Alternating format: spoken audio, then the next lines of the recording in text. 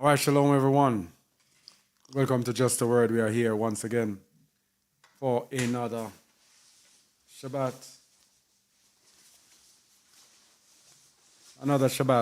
teaching here on Just a Word.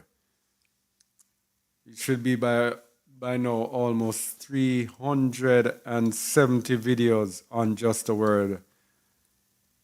YouTube alone, not to mention those that they have taken down, that they don't like. So many videos we have here for you, and we are here with yet another video. All right, so today we are going to be looking at rebellion.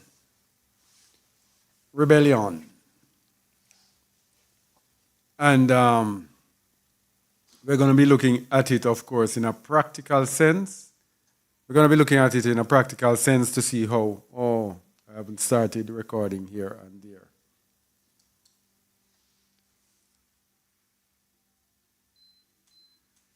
All right, I'm going to restart. All right, shalom everyone and welcome to Just a Word. And we are here for another teaching. We are here looking today at rebellion. And we are going to be looking at it in a practical sense to see how it is manifested today. And we are going to look at a particular incident of rebellion that is taking place. I see the internet is weak.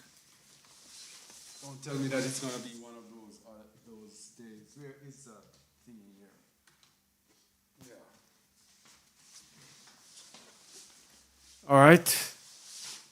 So, only hope you will be seeing. Okay, it's on green now. All right. So, yes, so we will be looking at the practicality of this rebellion today. We know the rebellion of the children of Yasharal as in the Bible, but we tend to actually be looking at that and say, how could they do that? And why did they do that? And we ourselves today are guilty of rebellion and not realizing it. Do you think they would be consciously thinking that, okay, we are rebelling? So, no. They were just doing what they felt like doing, what their flesh drew them to do. Just like today, in the rebellion today, most of you are just doing what your flesh tells you to do. You are not. Because today, I would have to be saying that there is rebellion today. You are not even thinking that you're rebelling against the Most High. If nobody tells you, or the Most High didn't send someone and tell you, then you would not know that you are rebelling. But today, we are no different from the children of Yasharal who are in the wilderness. Don't think you are reading this and think that you are any better than they are, or we are any better than they are. So we begin with why must we understand rebellion? Ezekiel 20 verse 38. Why must we understand rebellion? And the main reason for us today, as we are looking to the kingdom, the main reason is that there will be a purging of rebels. Rebels are those who rebel. Rebellion is done by rebels who rebel. Okay? Ezekiel 20 verse 38. And I will purge out from among you the rebels. And I will do what? And I will purge out from among you the rebels. I will purge out from among you the rebels. That's why we have to know what rebellion is. No rebel will enter the kingdom. So this is an important teaching. You have to watch this to see if you are a rebel in rebellion against the Most High. Might sound funny, but it is true. We need to know this. Read 20 verse 38, please. And I will purge out from among you the rebels, and them that transgress against me. And I will bring them forth out of the countries where they sojourn, and they shall not enter into the land of Yasharal. And ye shall know that I am Yahuwah. I will bring them forth out of the country where they sojourn. So another thing here we need to know about rebellion is that even the people who the Most High takes out of the countries where they are scattered, even they also can end up being rebels. And he is so hard on rebellion that he will even take you out of the countries. And then, if you rebel, he still will reject you. That's why this teaching is so important, to get to understand aspects of rebellion. So, the meaning of rebel, which is a verb, yeah? Rebel. The noun is rebel, spelled the same way. English language is a weird language. So rebel is spelled R-E-B-E-L. Rebel is spelled R-E-B-E-L. So let's look at the use of rebel in 1 Samuel 12, verse 14, where we'll get a touch to understand what it means to rebel. If ye will fear Yahuwah, and serve him, and obey his voice, and not rebel against the commandments of Yahuwah, then shall both ye, and also the king that reigneth over you, continue following Yahuwah your Allure. All right. Okay. If you will fear Yahuwah, you see how many things it requires to follow Yahuwah? You first have to fear him. Then you have to serve him. And the word serve there means a bondman. I think I was speaking here this morning about us being slaves to Yahuwah. And obey his voice. And not rebel against the commandment of Yahuwah.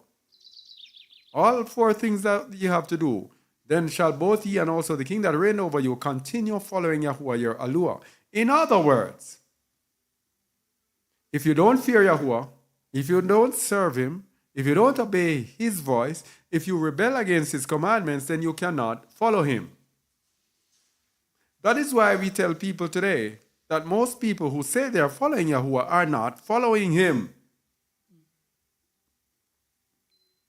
That's why we tell you that G-O-D, J-E-S-U-S, these are not of the Most High. Yahweh. Whether or not that is his name, you say is his name. If that is his name, but the people who follow Yahweh are following another Allure. Yes? They're following another Allure. If you don't do all of these things, then you cannot truly follow the Most High.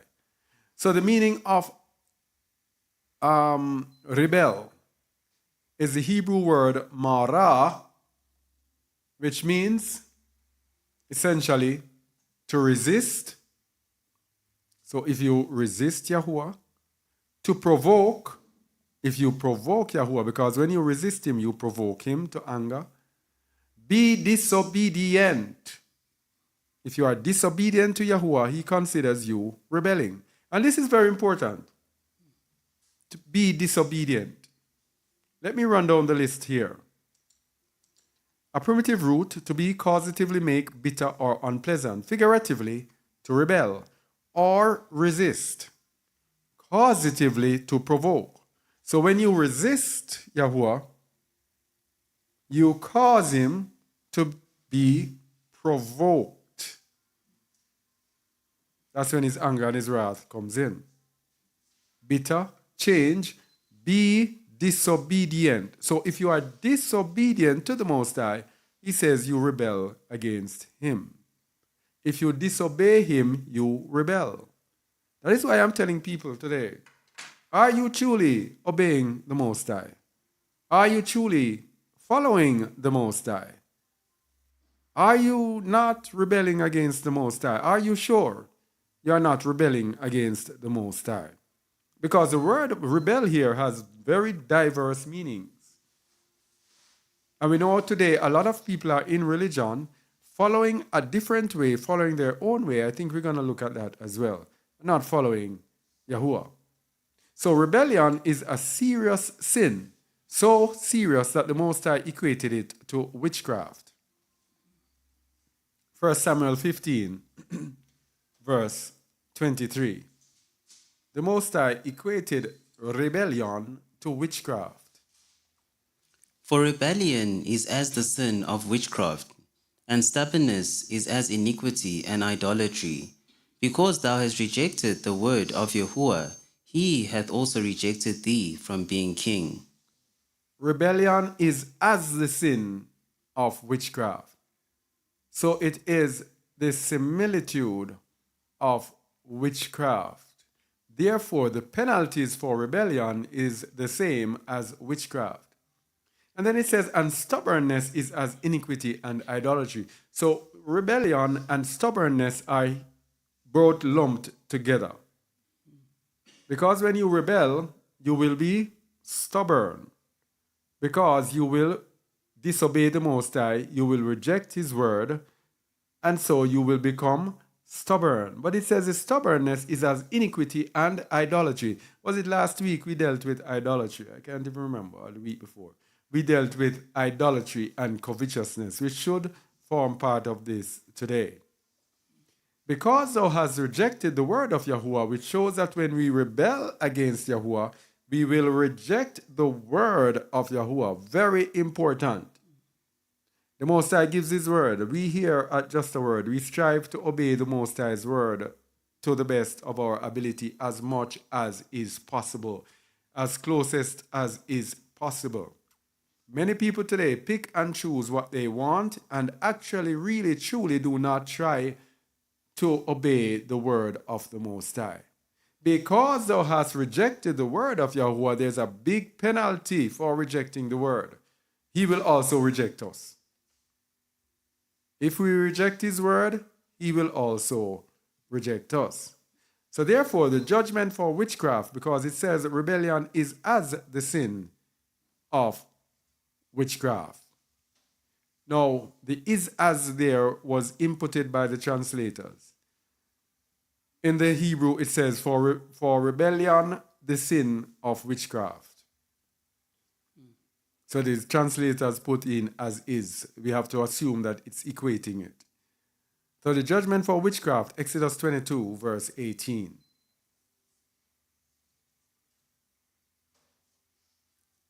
Thou shalt not suffer a witch to live. Okay.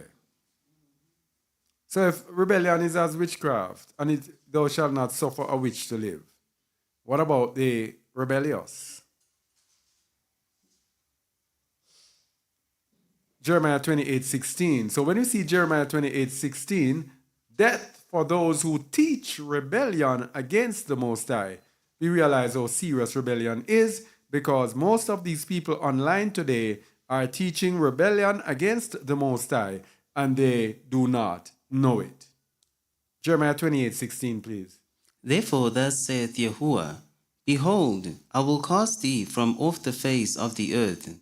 This year thou shalt die, because thou hast taught rebellion against Yahuwah. Because thou hast taught rebellion against the Most High. This year thou shalt die. This was one of the persons who were teaching against Jeremiah's teaching against Babylon. And we looked at it, was it last week, to show the danger of you teaching against coming out of Babylon. That is no different. So let's look at the rebellious now, because one of the greatest examples of rebellion we have so many great, but Christianity is the religion of rebellion. Straight rebellion. That religion.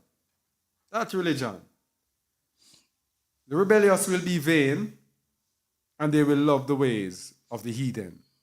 2 Kings 17, verse 12 to 15. 2 Kings 17, verses 12 to 15. Speaking about the northern kingdom, the house of Israel. Go ahead. For they served idols, wherefore Yahuwah had said, whereof Yahuwah had said unto them, Ye shall not do this thing.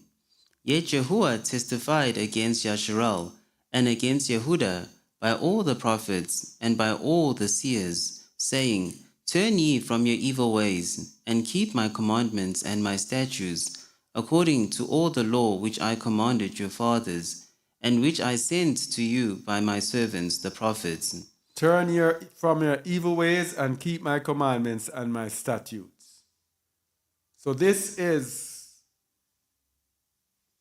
what is an example of not rebelling. Keep my commandments and my statutes according to all the law which I commanded your fathers. and which I sent to you by my servant the prophets. Now this makes it a whole different thing. Because some people, they will just follow the Torah and say, oh, the Most High says, I follow the commandments. You also have to believe all things that are written in the law and in the prophets. So the prophets are those the Most High sends to those who are rebelling. The Most High will send people to instruct his people and tell them, this is the way, walk in the way, turn this way, this is the way you should go, this is the way you must not go. Yeah? So it's very important, by which I sent you by my servant the prophets. Now what happened in those days, as is happening now? Verse 14.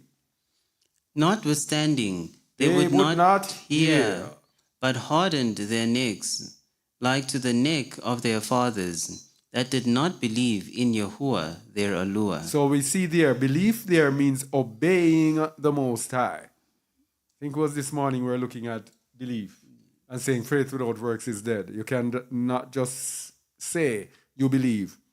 You have to actually have the works. So they did not believe the Most High because they did not obey him. Verse 15.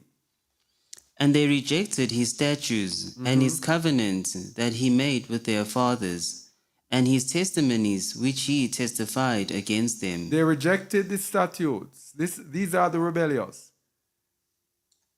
Rejecting his instructions. And what did they also do? And they followed vanity. And they did what? And they followed vanity. Now look at Christianity in this verse. They rejected his statutes and his covenant that he made with their fathers. This is Christianity right here. And his testimonies which he testified against them. First of all, they say it does not matter who you are. Could you turn on the light, please? The top right. Yes. Yeah. Yeah, so they rejected the covenants. They reject everything. And his testimonies which he testified against them. They don't want to hear who we are. The law is done away with. The statutes and everything, those are old, done away with. This is Christianity right here. Continue. And they followed. And they followed vanity. And that is what the religion of Christianity is about. Vanity. It's about materialism, acquiring this and acquiring that. And God blessed me. And all of that. And became what? And became vain. And became Vain. And then what happens? And went after the heathen that were round about them. All right. Now, if you know anything about Hebrew Israelite preachings, you would know that the greatest opposition they get are from our people who are always trying their best. They don't care about their people. All they care about, what about the white man? And the Hebrew Israelites would say, but aren't there any other races? Why are you so concerned about the white man? The heathen that are round about, that is all they go after. And when after the heathen that were round about them, concerning whom Yahuwah hath charged them, that they should not do like them. that's it. So the Most High is calling us to be set apart, and our people are trying our best, as the Hebrew Israelites say, to save the white man. Now, the Hebrew Israelites, we do believe, are in error in terms of saying that Edom cannot be saved. One verse kills it. Two verses, Amos 9:11-12, that says that they may possess the remnant of Edom. So there will be a righteous remnant. And all the heathen that are called by my name. So there will be a righteous remnant of Edom that is called by the name of Yahuwah. But the point we are making is how our people go after the heathen and are more concerned about the heathen than about our nation. They forget about the covenant that were made with the fathers, Abraham, Isaac, and Jacob, because they do not want to accept who we are as a people so that they can show love to our people. All right? So what we just look at, what makes us rebellious is disobedience. Disobedience is what makes us rebellious. When instructions are given and we go against the instructions of the Most High, that is what makes us rebel against the Most High. Okay? 1 Samuel 12, verses 14 to 15. If ye will fear Yahuwah, and serve him, and obey his voice, and not rebel against the commandments of Yahuwah, then shall both ye and also the king that reigneth over you continue following Yahuwah your Eluah. But if ye will not obey the voice of Yahuwah, There we have the contrast. But- All that was in the first verse, then there is a colon. That means all of these means obeying the Most High, fearing Him, serving Him, obeying His voice, not rebelling against His commandment. All of that is obedience. And if you do not do all of that, then you rebel. Because verse 15 says, but if ye will not obey the voice of Yahuwah, but rebel against the commandments of Yahuwah, there we go. You see the contrast. If you will not obey, but rebel, that means if you disobey, you rebel. Very important, people. Are you obeying the Most High? Because let me tell you something, most of us out there are in religion. Because we are in Babylon and you cannot serve Yahuwah from in Babylon. You cannot. You can only try to get to know Him, but you cannot serve Him. You cannot truly obey Him. Try to figure it out. Are you truly obeying the Most High? Read 15 again, please. but if ye will not obey the voice of Yahuwah, but rebel against the commandments of Yahuwah, then shall the hand of Yahuwah be against you, Oh boy. as it was against your fathers. You see the problem? This is a problem. You have to figure out, am I obeying the Most High? Because if not, He says His hand will be against us. As it was against your fathers. So remember, Yahuwah is long-suffering. So we'll be there and have this great thing going with the Most High.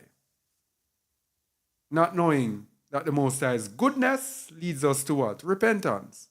The Most High's goodness is not assurance. It's not total assurance that, hey, you're on the right path. His goodness is to let you see Him, get to know Him, and say, hey, I truly need to walk in obedience to Him. So, rebellion on one side, disobedience on the other side.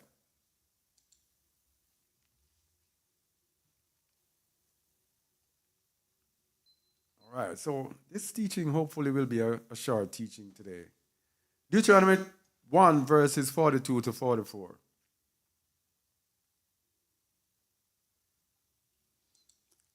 And Yahuwah said unto me, Hold on, please. I am way behind. Deuteronomy 1, 42 to 44. Yes. Go ahead. And Yahuwah said unto me, say unto them, go not up, neither fight, for I am not among you, lest ye be smitten before your enemies.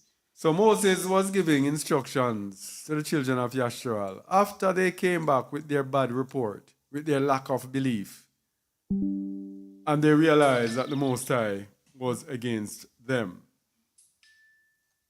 They now decided, okay, we're going to show Emanah. We're not afraid of them. Now, this is a very important thing. Their lack of Emanah was because of fear of these men. When they realized that they were rebelling, they tried to change and say, no, we're not fear the men. The Most High is concerned about what you do when the obstacle first comes. Not when you realize that it is a problem. He is concerned with what you do. Where is your emunah when your emunah was needed? No, the Most High says, I'm not with you, because He didn't show any emunah the first time. And they were determined. yes, we are going to fight them. The Most High sent to Moses and said, tell them I'm not with them. Don't worry to go. Still, they disobeyed. Still, they disobeyed. And this is referred to as rebellion. You see the funny thing? Rebellion the first time, because they lacked. And rebellion the second time now, because after the faith and they realized that what they have done, they were trying to make up for it. Still rebellion. Verse 43.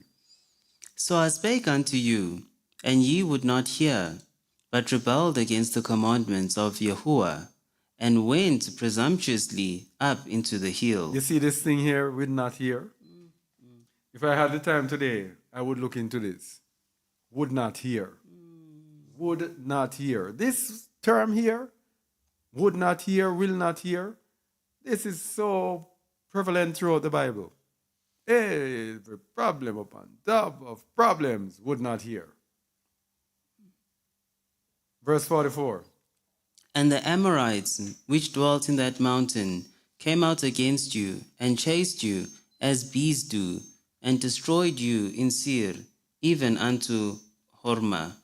So we have to know if whether or not the Most High is with us. And look at what happened after. Read, continue, please. And ye returned and wept before Yahuwah, but Yahuwah would not hearken to your voice, nor give ear unto you. So ye abode in Kadesh many days, according unto the days that ye abode there. So they returned and wept before Yahuwah.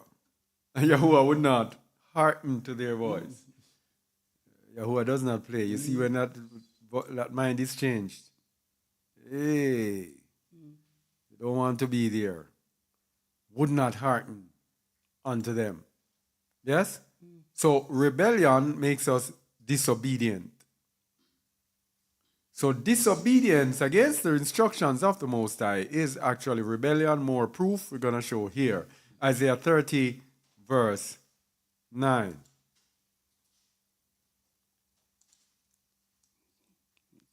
That this is a rebellious people, lying children, children that will not hear the law of Yahuwah. A rebellious people, lying children. We're looking at the connection between rebellion now and lies. Because the rebellious will be liars. A rebellious people, lying children. Children that will not hear the law of Yahuwah. So the rebellious are liars who do not keep the word of Yahuwah. Proof of that in the New Testament, 1 John 2:4. So the rebellious don't keep his commandments. Yes? He that saith, I know him, and keepeth not his commandments, is a liar, and the truth is not in him. So this is why the rebellious is a liar. Yeah? We are in religion saying that we know the Most High. Yeah? And we don't keep his commandments. That makes us a liar because we are rebelling against him. We are in disobedience against him.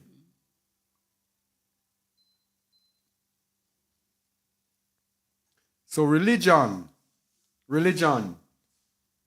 doctrines of men, is rebellion against the Most High. So Christianity is rebellion against the Most High. Rastafarianism, rebellion. Hebrew Israelite, rebellion. I'm speaking about the beliefs that come from the Bible. Judaism, rebellion against the Most High. All of them, rebellion against the Most High. Matthew 15, verses 3 to 9. But he answered and said unto them, Why do you also transgress the commandments of Elohim by your traditions?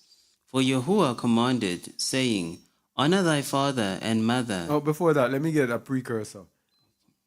The Pharisees came to Yahusha and asked him, why do the disciples transgress the tradition of the fathers? And we have it here today in Africa. where you have the tradition of the fathers that sometimes go against the tradition of Yahuwah. Yes? I have encountered it face to face so many times. The way of Yahuwah is one way, but no, they have to go according to their traditions.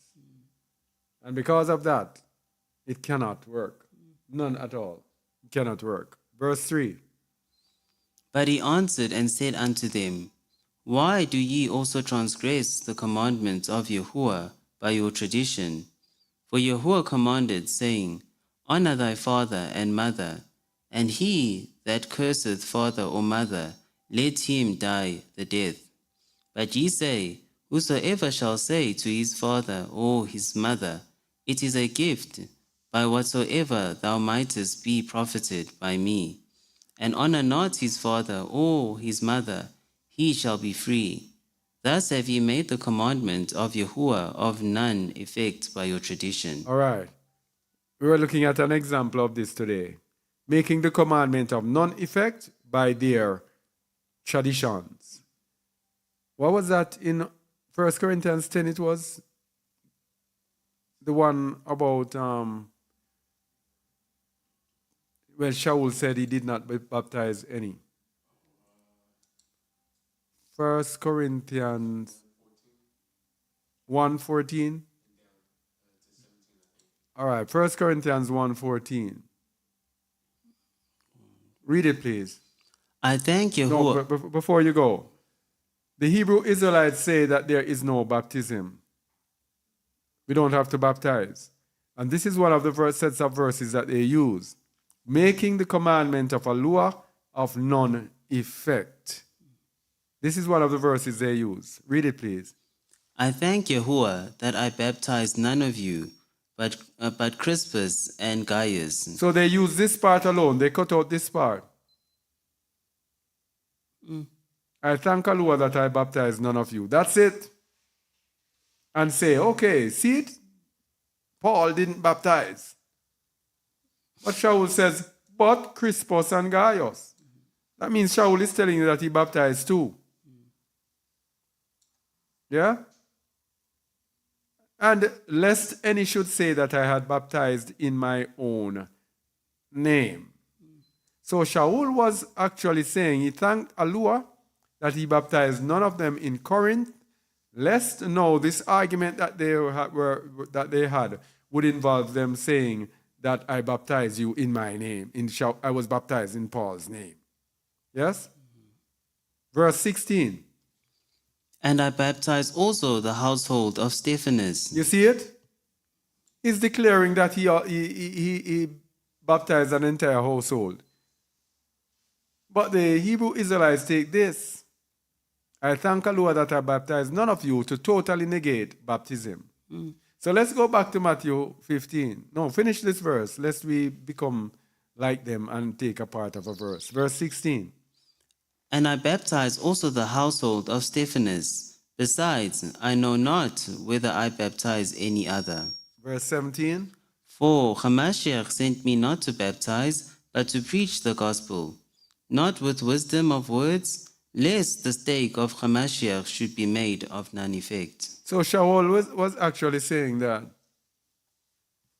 he was not sent to baptize, because there are some people who specialize in baptism, like John the Baptist. Shaul was saying that's not what he sent me for, but he sent me to preach the good news. So I baptized the household of Stephanus, and they were saying that Shaul didn't baptize any. So let's go back now to Matthew 15 and we'll get, we just got a modern day example. Verse 15. But ye say, this is when they come now with their traditions. But ye say, Whosoever shall say to his father or his mother, It is a gift, by whatsoever thou mightest be profited by me, and honor not his father or his mother, he shall be free. Thus have ye made the commandments of Allah of none effect by your tradition. So their tradition was to say, you know what?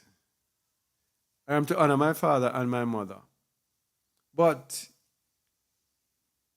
I gave it away as a gift. Yeah?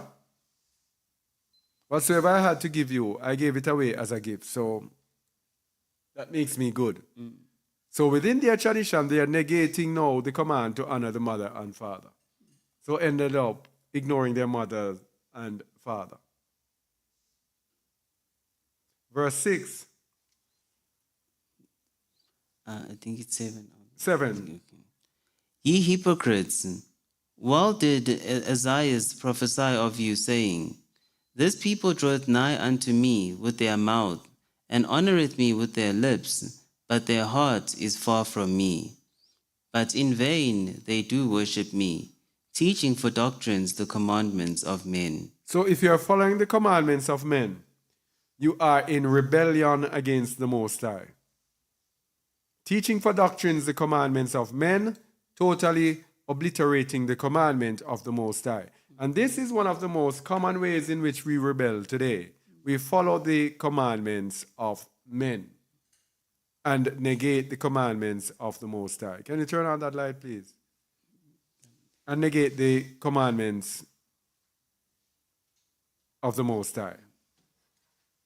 So religion is rebellion. Now, there are many religions today. All of them are in rebellion to the word of the Most High. So we said previously that the rebellious will be vain. The rebellious will be vain, following false religions and their own ways. You just have to look today at religion. So what we are this would be good to share with a Christian. They have no idea that they are in rebellion. They think that because they worship God, that they are righteous, not knowing that God is not really the Most High. God is the enemy. Jeremiah 13:10. This evil people, which refuse to hear my words. Okay. So if we refuse to hear the Most High's words, he considers us to be what? Evil. And what do these evil people do? Which walk in the imagination of their heart, and walk after other gods, to serve them and to worship them, shall even be as this girdle, which is good for nothing. You see it?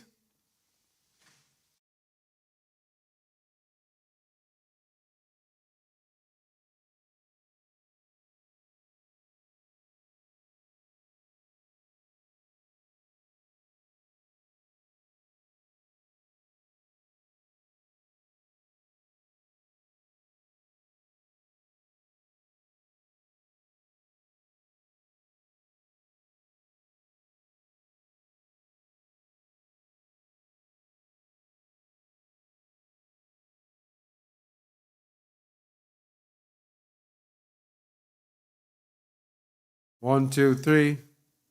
Not coming up. 1, 2, 3. All right, sorry about that. We had a.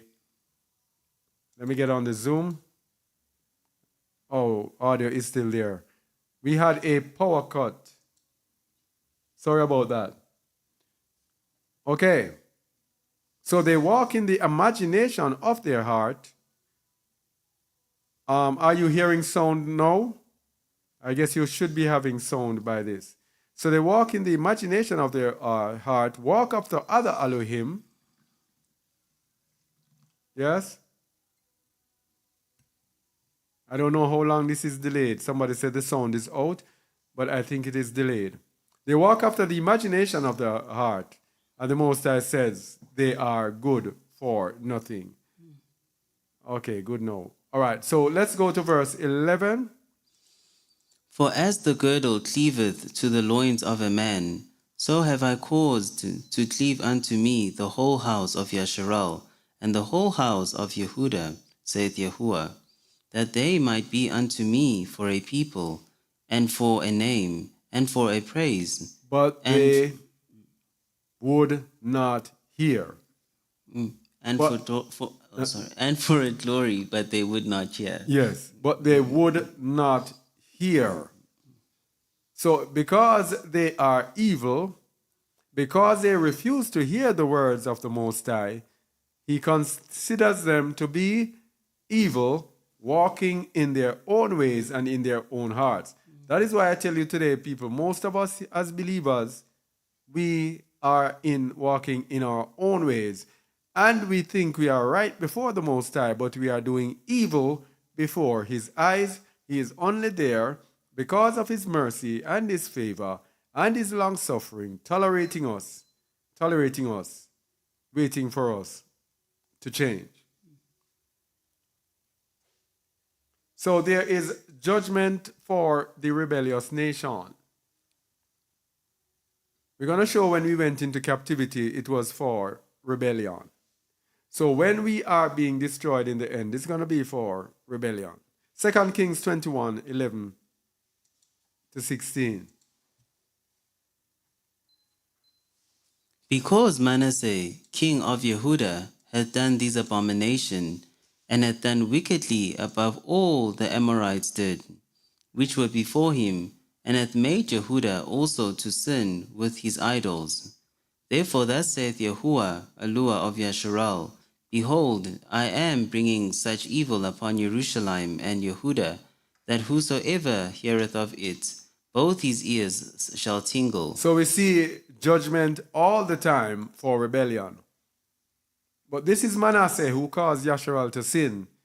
But judgment is going to come on Yasharal because of Manasseh. Not on Manasseh alone. And I am careful to note that Manasseh eventually repented and was entreated of Yahuwah. And look what he did to Judah and Jerusalem. I am bringing such evil upon Jerusalem and Yehuda that whosoever heareth of it, both his ears shall tingle. You see, the Most High, that's what I'm saying, is you have to get to know him. And look what he did, and Manasseh repented. And Did I do the last? I did it last week. This verse? Yes, I think you I did this or no? Did I did the fact that Manasseh repented? Did I? No. Let me see if I can find it.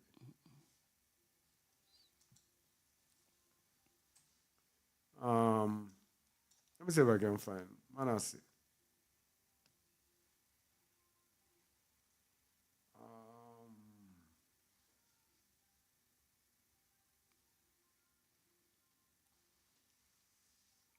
No, I can't find it quick enough. It will take some search. Let me see. Because we have to show that even wicked Manasseh got pardoned. No, I won't be able to find it quickly enough. Another time.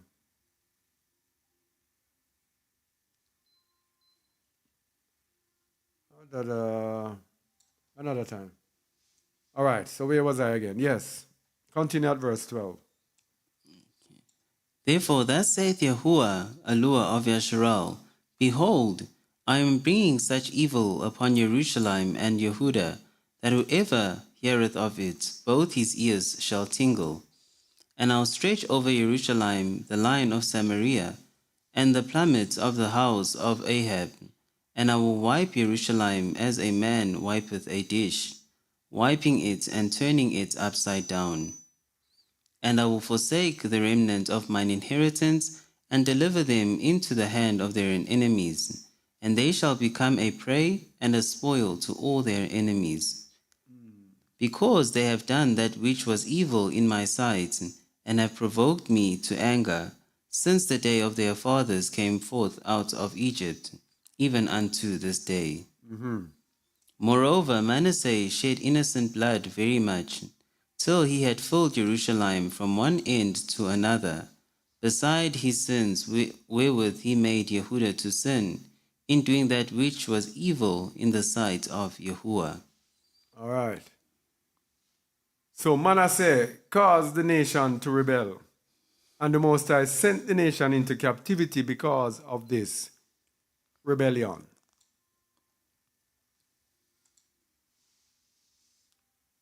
Now, children of Yasharal and the nations are now in rebellion against the Most High.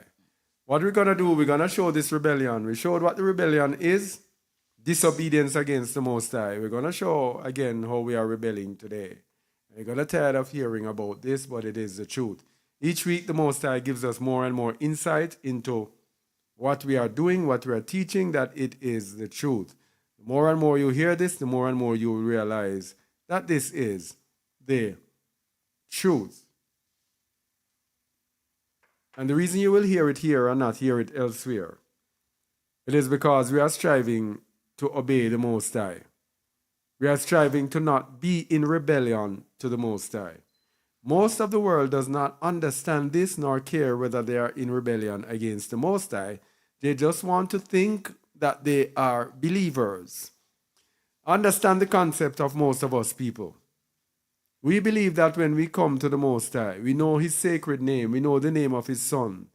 We start keeping His feasts. We start keeping His Sabbaths. We justify ourselves in doing that. But those are just the beginning. There is way, way more to the truth than that. The truth is deeper than just going through those rituals. The truth is a righteous people, a righteous remnant, that the Most High is going to return to His land in order to process them, to transform them, bring them into the wilderness of the people, and then bring them into Zion. That is the truth of the scripture, and that is what we preach and teach. Now, in order to be a part of this process, it requires a walk of emunah. A big step that we need to take.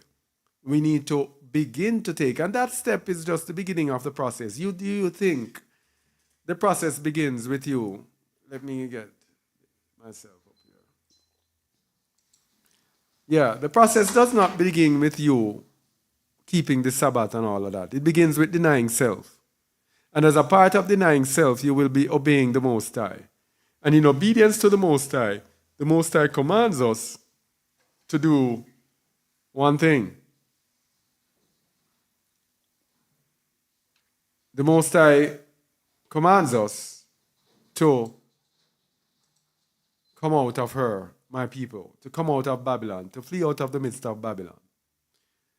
This is a command that was given through His servants, the prophets, through John, the Apostle John, and it was given through his servant Jeremiah to give to his people. This is the command that the world is now rebelling against.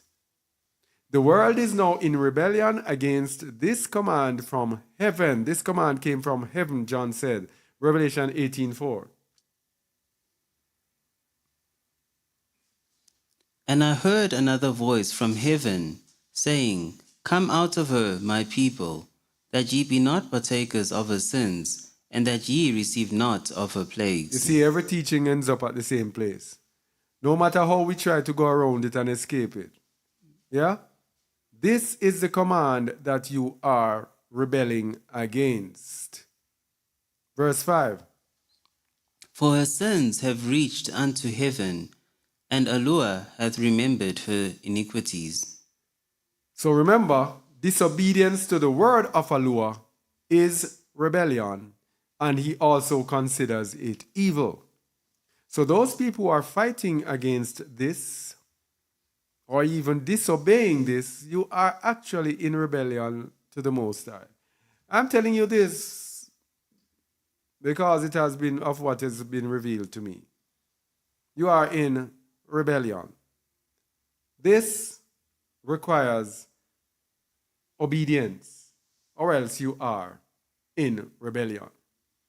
Now we're going to do a series of topics here, and the heading is Our Strength is in the Land.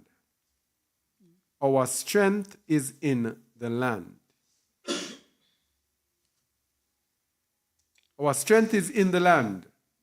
The command, do not go down to Egypt. We're going to look at that command in Isaiah 30, verses 1 to 7.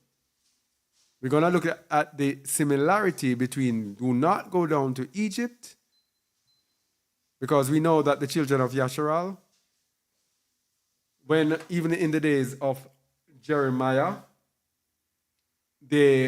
whenever there was trouble in the land, they went down to Egypt. Egypt was the original land of their captivity, the similitude of today.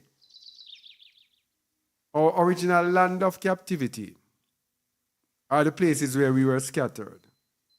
United States and all of those places.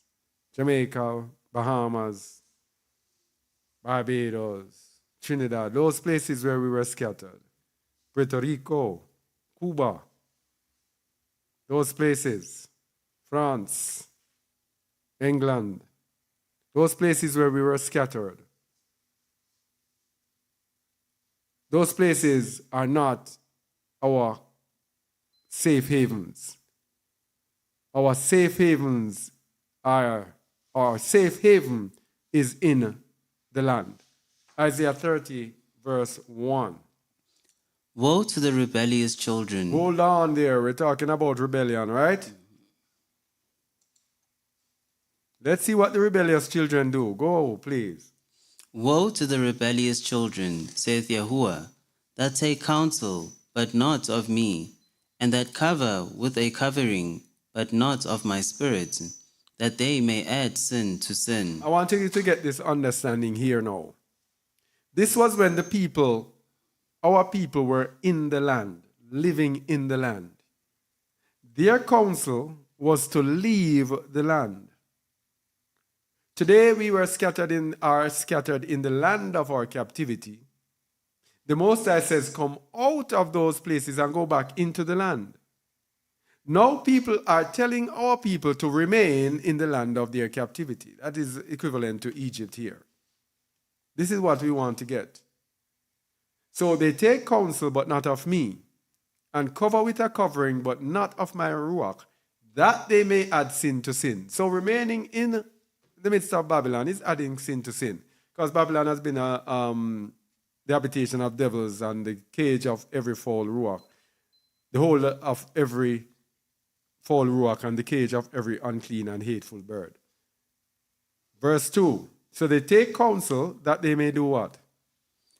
That walk to go down into Egypt, and have not asked at my mouth, to strengthen themselves in the strength of Pharaoh, and to trust in the shadow of Egypt. So look at today. Our people trust in Babylon, especially for our people. Most of them are in the United States who listen to us. They're trusting in the President of the United States. And when you look at what the President has done since he has come in, anyone who trusts in him now would be a sure fool to trust in such craziness. So they are now trusting in Egypt. And some people also tell you that in addition to being Babylon, America is spiritual Egypt. Anyway, verse 3. Therefore shall the strength of Pharaoh be your shame, and the trust in the shadow of Egypt your confusion. For his princes were at Zoan, and his ambassadors came to Hanes. They were all ashamed of a people that could not profit them, nor be an help nor profit, but a shame, and also a reproach. Because in this time when we see Babylon has fallen and we see everything going down, this is when our people are still looking to this system. Instead of obeying the Most High and come out of her, we are still looking to this system for help. Verse 6 to 7. The burden of the beasts of the south, into the land of trouble and anguish. By the way, this verse here, just by the way, the burden of the beasts of the south The south here is referring to Judah, which tells you that Judah was in the south of Egypt. It's talking about Egypt. So the burden of the beast of the south, Judah is south of Egypt. South. Continue. Into the land of trouble and anguish, from whence come the young and the old lion, the viper and fiery flying serpent. They will carry their riches upon the shoulders of young donkeys, and their treasure upon the bunches of camels, to a people that shall not profit them. So they're carrying their wealth to Egypt. Verse 7. For the Egyptians shall help in vain, and to no purpose. Therefore have I cried concerning this. Their strength is to sit still. To sit still where? In the land. The strength is in the land. So those people were thinking to leave the land because things did not look right. Just like today, you hear all sorts of things about the land. Even where we were in South Africa, you hear all sorts of things about South Africa. And people will be thinking and saying, but boy, this doesn't seem like a nice place to go. You get it? It's always unpleasant. It's always something that you might want to leave. In the book of Jeremiah, I think 44, the Most High sent Jeremiah to go to the people to tell them, stay in the land, don't go to Egypt. Because if you ever leave the land, whatever, let me go there. Because this today will not be very long, I don't think. Jeremiah 44 or 43. I don't remember. Yes, 44.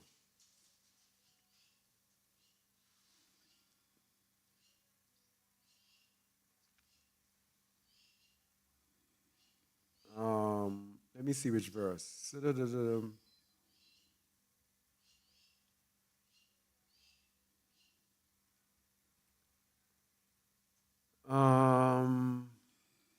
Verse 13. For I will punish them that dwell in the land of Egypt, as I have punished Jerusalem, by the sword, by the famine, and by the pestilence. So that none of the remnants of Yehuda, which are gone into the land of Egypt to sojourn there, shall escape or remain, that they should return into the land of Yehuda, to the which they have a desire to return to dwell there. For none shall return but such as shall escape. You see this term here, escape, as well. But as shall escape. So we will be going through all of these things. So the Most High is telling them here, do not leave the land. Why is the Most High telling them not to leave the land? The land is where our barakah is. No matter how hard we are going through it, the land is where the Most High's attention actually is. So we'll continue looking at our strength. So our strength is in the land. Our strength is in the land, restoring the tabernacles of David. The tabernacles of David, Psalm 132, verse 13. The tabernacles of David, restoration of the tabernacles of David is in the land, in Zion. Remember, the children shall ask their way to Zion with their faces thitherward. We have to be headed to Zion. Our strength is in the land. Return to the land. Psalm 132, verse 13. For Yahuwah hath chosen Zion. He hath desired it for his habitation. Yes, that's where the Most High has chosen. He has not chosen United States or Jamaica or Spain or Italy. He has chosen Zion. One city, not New York City, one city, Zion. Verse 17 of that, Psalm 132. There will I make the horn of Dawood to bud. There, that place, will I make the horn of David to bud. Continue. I have ordained a lamp for mine anointed. There in Zion. So Yahuwah has chosen Zion. There he will raise up the tabernacle of David. Our strength is in the land. It's all about the land. And don't think that this is a fictitious land. All of this still exists. All of this is going to happen. Amos 9:11 to 12.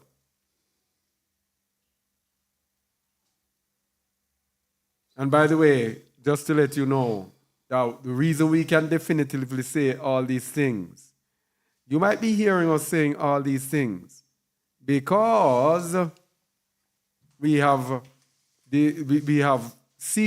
sought to obey the Most High. The Most High is actually letting us live these scriptures. So when we are talking this, it might sound like we're just talking, but we are talking what we are living.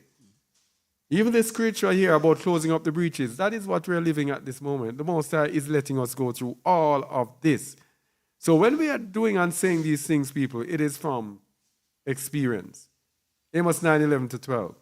In that day I will raise up the tabernacles of Dawood that is fallen, and close up the breaches thereof.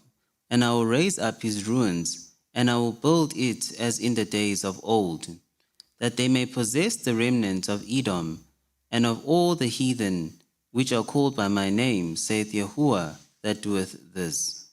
So the strength is in the land. It's in the land, Zion, that is going to raise up the tabernacles of David.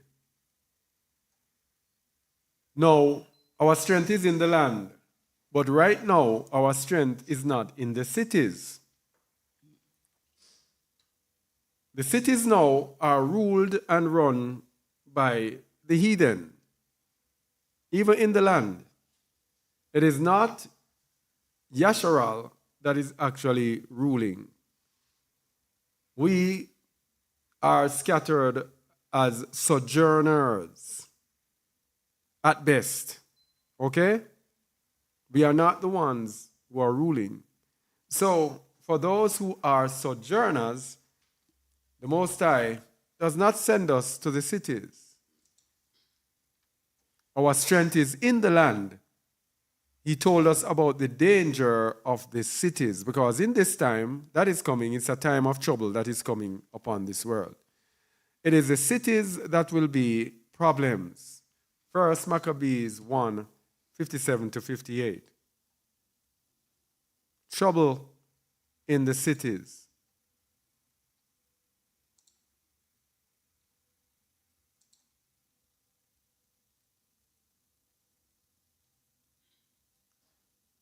First Maccabees 1:57 to 58. And whosoever was found with any sefer of the covenant, or if any committed to the Torah, the king's commandment was that they should be put to death. Thus did they by their authority unto Yasharal every month, to as many as were found in the cities. To as many as were found in the cities. When persecution begins against Yasharal, the worst place or the last place our people want to be is in the cities. Because when the persecution begins, they will be able to target us, especially today that they are coming with their different ID systems and their different surveillance systems. And the fact that we have our cell phones in the cities and they will be able, they know us, they know what we look like, they know everything about us. When it's time to round up, the cities will be the place for them to round you up. First Maccabees 1:51 to 53. Just rewind there, please. The cities. First Maccabees 1. Yes. 51 to 52. In the selfsame manner wrote he to his whole kingdom, and appointed overseers over all the people, commanding the cities of Yehudah to sacrifice city by city. Then many of the people were gathered unto them, to wit everyone that forsook the Torah, and so they committed evils in the land. Through the cities, city by city. That is where they have control in the cities, and they can order people to do what they want people to do through the cities. Go to verse 29 to 30. Same First Maccabees 1, 29 to 30. And after 2 years fully expired, the king sent his chief collector of tribute unto the cities of Yehuda, who came unto Jerusalem with a great multitude, and spoke peaceably words unto them. But all was deceit. For when they had given them credence, he fell suddenly upon the city, and smote it very sore, and destroyed many people of Yasharal. Whenever we are concentrating in the cities, these things are there for our learning. That is where they are going to get us, in the cities. 2nd Ezra 16. 2nd Ezra 16, 22 to 23.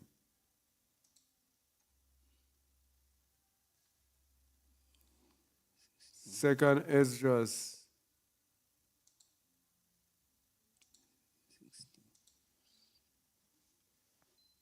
Yeah. For many of them that dwell upon the earth shall perish of famine, and the other that escape the hunger shall the sword destroy. And the dead shall be cast out as dung, and there shall be no man to comfort them. For the earth shall be wasted, and the cities shall be cast down. And the cities shall be cast down. This is an end time prophecy from Ezra. Again, it's the cities that will be targeted. Cities. So our strength is in the land. And we will be brought from the wilderness of the people. No, let's go here. Let's go to leaving the cities and dwelling in the field. Our strength is in the land. Leaving the cities, dwelling in the field. And for that we go to Micah 4, verses 8 to 10. Leaving the cities, dwelling in the field. And thou, O tower of the flock, Hold on. Read, please. and thou, O tower of the flock, the stronghold of the daughter of Zion, unto thee shall it come, even the first dominion, the kingdom shall come to the daughter of Jerusalem. Now why dost thou cry out aloud? So the kingdom shall come, but before the kingdom comes, this is what's going to happen. Now why dost thou cry out aloud? Is there no king in thee? Is thy counselor perished? For pangs have taken thee as a woman in travail. So our people will be in persecution before taken to Jerusalem. But what will be the remedy? Verse 10. Be in pain and labor to bring forth, O daughter of Zion, like a woman in travail. For now shalt thou go forth out of the city, and thou shalt dwell in the field, and thou shalt go even to Babylon. There shalt thou be delivered. There Yahuwah shall redeem thee from the hand of thine enemies. So you shall go forth out of the city and dwell in the field. That's the remedy. And we have, yesterday I was getting this together. I found the similitude for this in the Songs of Solomon. Very interesting. In the Songs of Solomon, he told us about this similarity. Songs of Solomon, chapter 7, verse 1.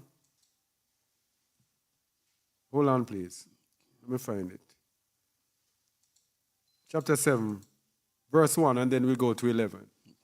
How beautiful are thy feet with shoes, O prince's daughter!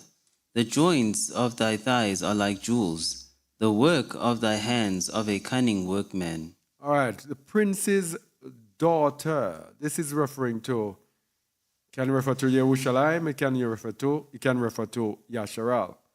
The prince, of course, is Hamashiach. All right? Verse 11 now. Come, my beloved, let us go forth into the field. Let us lodge in the villages. You see it? Is it? Let us lodge where? In the villages. Where are we? the villages. All right. I tell you, when you obey the Most High leads you in the path that you should go. Verse 12. Let us get up early to the vineyards. All right. You see, it's what do you call it? Husbandry, agriculture. You see why I'm so fanatical about getting. See? Let us get up early to the vineyards. Continue. Let us see if the vine flourish, whether the tender grape appear, and the pomegranates bud forth. There will I give thee my loves. In the village. Verse 13. The mandrakes give a smile, and at our gates are all manner of pleasant fruits, new and old, which I have laid up for thee, O my beloved. So the Most High is telling us here and giving us the reassurance, as he has done over and over, that his provision will be there for us. So it's dwelling in the field, not in the cities. So our strength is in the land. This is the final one. From the wilderness of the people into the land. The wilderness of the people will be in the field, in the villages. That's where the wilderness of the people will be. People are looking at the exact similitude of Israel and Moses leading his people. That's not it. That's not what the Most High has shown us. The wilderness of the people is gathering his people together in the field, waiting to go to Zion. There is where the wilderness of the people actually is. Ezekiel 20, 40 to 44.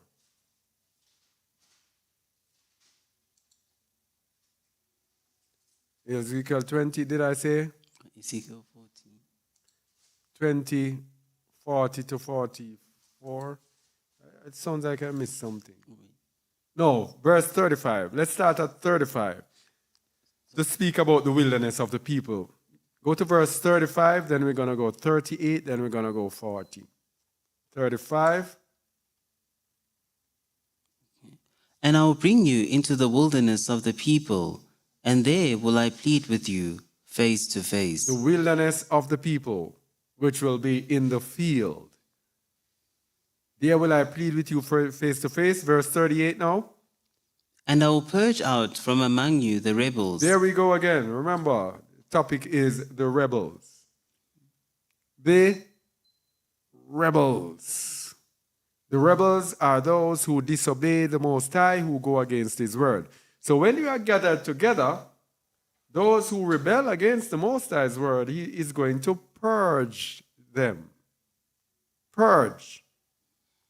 If we rebel against him and transgress against him. I wonder if I had this set up to explain the difference. Continue.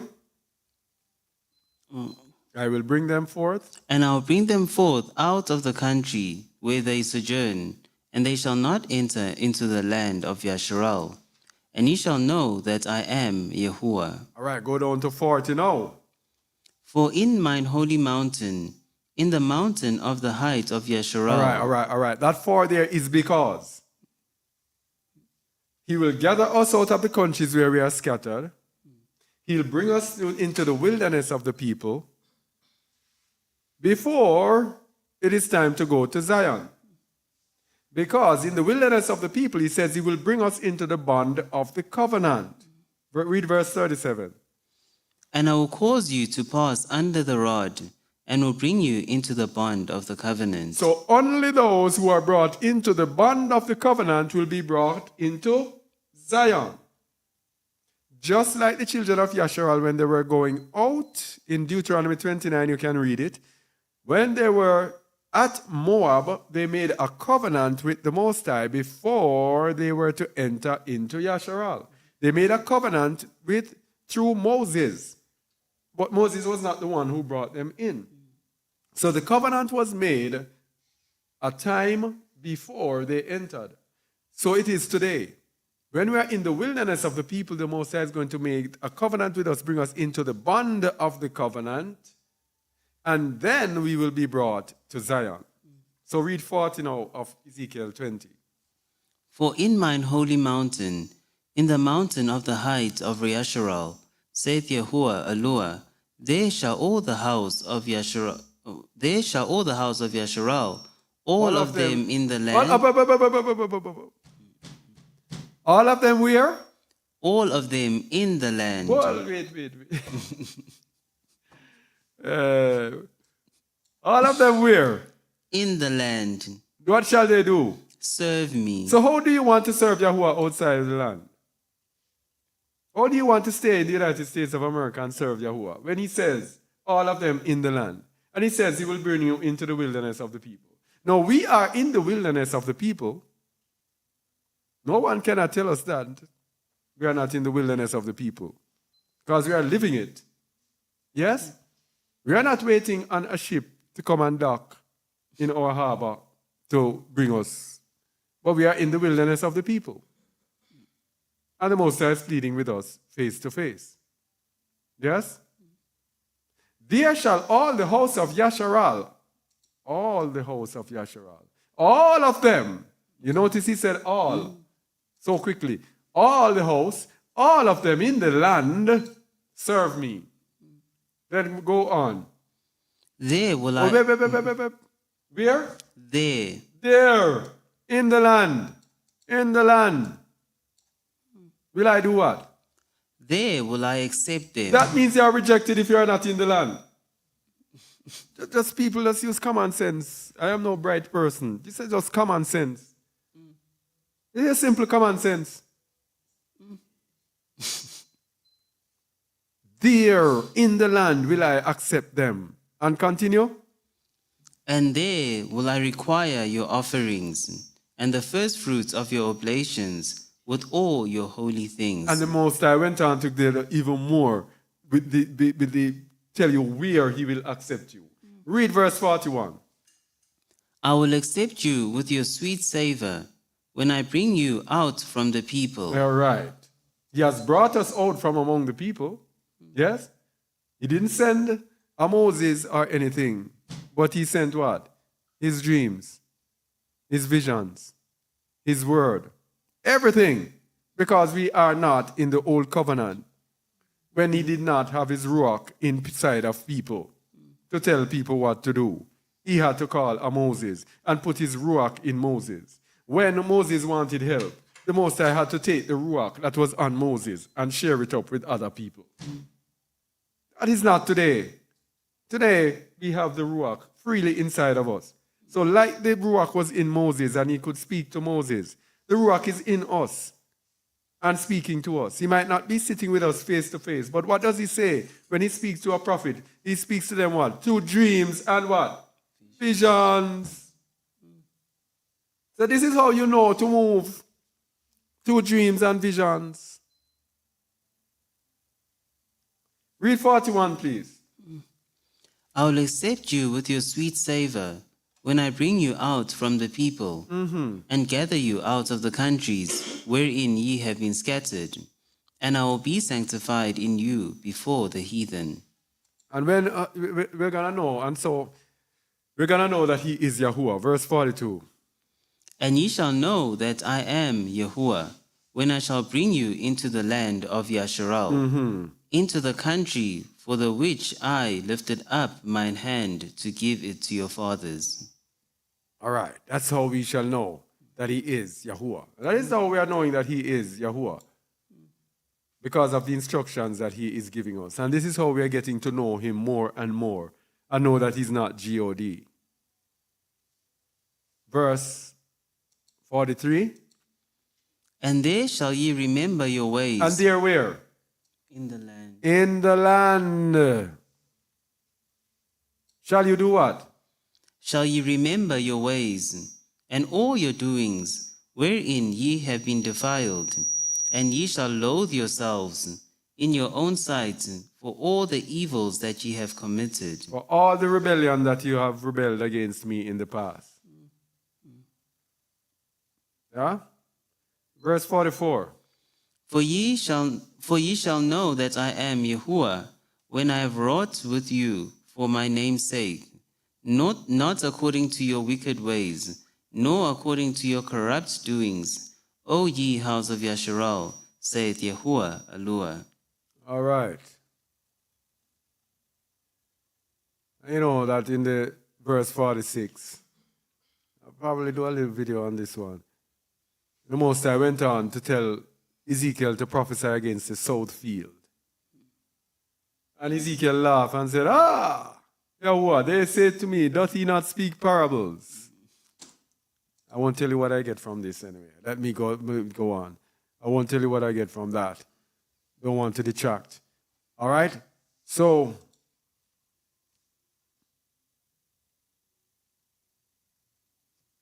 again, we go through the process that the Most High will give us leaders to show the way. And you can look at those verses yourself.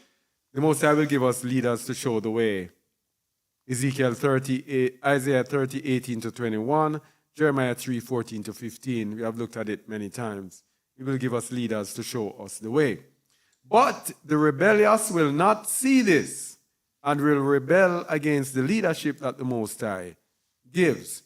As our fathers rebelled against Moses in the wilderness, Moses and Aaron. Yes? Nehemiah 9, verse 26. Nehemiah 9, verse 26. Nevertheless, they were disobedient and rebelled against thee, and cast thy law behind their backs, and slew thy prophets which testified against them, to turn them to thee, and they wrought great provocations. There we go. It's the same thing that is happening today. Our people have cast the law behind their backs. They don't want to hear from the people who the Most High has sent to testify against them, to tell them what to do. So they are bringing great provocations from Yahuwah.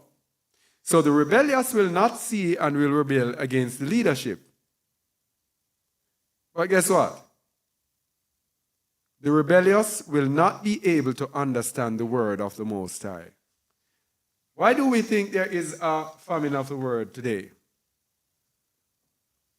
Why do we think there is a famine of the word? Because the people refuse to obey the Most High. They are in disobedience, thinking that they are going to receive still from the Most High. So I am there, doing my own thing, my own religion, not following the strict ways of the Most High, thinking that the Most High is going to give to me, thinking that I can be studying His scriptures, and that will bring me salvation. That's what I'm telling the people out there. They are there studying scriptures, and they're deep. You need to study. And what study Bible should I buy? And when you look, they have all sorts of books and everything, thinking they can study their way to the Most High. Nah. If you see me here, you realize that I don't do much studying. Do you see me in the book? Do you see me studying and digging? No. The Most High speaks, and I listen, and I follow, and He instructs, and I follow. Because I do not seek to be justifying myself by what I know. I seek to hear from the Most High and obey Him and allow Him to lead me. Very different from taking up the scriptures and thinking, I can do this, and He says this, okay, this and that. All right, this. No. This is why there's a famine of the word. Because they would not hear. Because we don't want to hear. We don't want to obey. This is why there's a famine of the word. Isaiah 28, verse 12. This is why there's a famine of the word. We don't want to hear. When the Most High says things to us that is totally against us and how we feel, what is happening to us? Read, please. To whom He said, This is the rest wherewith ye may cause the weary to rest, and this is the refreshing, yet they would not hear. Yet what? they would not hear. So the Most High gave them the instructions and has given us the instructions. I said, this is the way, walk ye in it. But what? We don't want to hear. We want our own way. We want to partake of the world and partake of the word. We want our cake and to have our cake and to eat it. Yes? We want to partake of mammon and the word. We want to enjoy ourselves in Babylon, in this world. We want to partake of the pleasures of this world. All of those things, and just to come and present to us, okay, I keep the Sabbath. Okay, it's time for his feast. And you see those people on social media, they put up things, oh, Passover. And you see their Passover, one big party and everything, and they put up pictures and videos and this and that, justifying themselves that they're keeping it. Do you think that pleases the Most High? It is obedience to the Most High, a change which presents to him a changed heart. A new heart will I give you, and a new ruach will I put within you. It is a changed heart that pleases the Most High. So the Most High says, this is the rest, but they would not hear. So because they would not hear, what happened to them in Isaiah 28:13? But the word of Yahuwah was unto them precept upon precept, precept upon precept, line upon line, line upon line, here a little and there a little, that they may go and fall backward and be broken and snared and taken. This is the famine of the word here. Because they don't want to hear. The same word that it says in verse 9 to 10 will make you have understanding and understand knowledge and understand doctrine. The same word now is a stumbling block to them that they may go and fall backward and be broken and snared and taken because they would not hear. So because they would not hear, the Most High puts a blindness upon them that they don't even realize that is there, that no amount of studying that you study, no amount of Hebrew that you know, no amount of Paleo-Hebrew or correct pronunciation and this and that cannot take away this affliction that is going to be upon you, this blindness, this famine of the word that is upon this whole world. It is obedience. And if you are not obeying, you are in rebellion. And if you are in rebellion, you are provoking the Most High to anger. And if you are provoking him, you are not going to get anything good. He's going to deal with us just like how he dealt with our fathers.